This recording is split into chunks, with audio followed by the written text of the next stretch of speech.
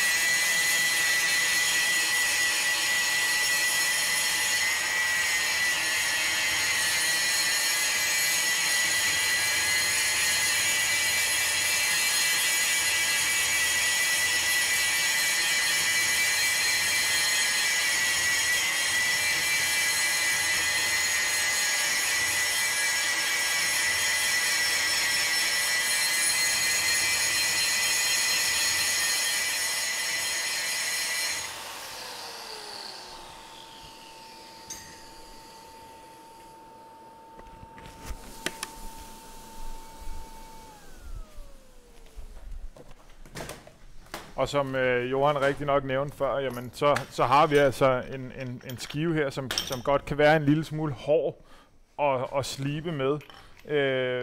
Derfor har vi også en blødere udgave af denne her. Den er mere aggressiv, fordi den er blød. Den er meget lettere og behageligere at stå og slibe med. Og så kan den selvfølgelig også, som Johan nævnte, at så har vi en kvalitet. Den her, den kan godt støbejern, men vi har decideret også en kvalitet, som er til støbejern.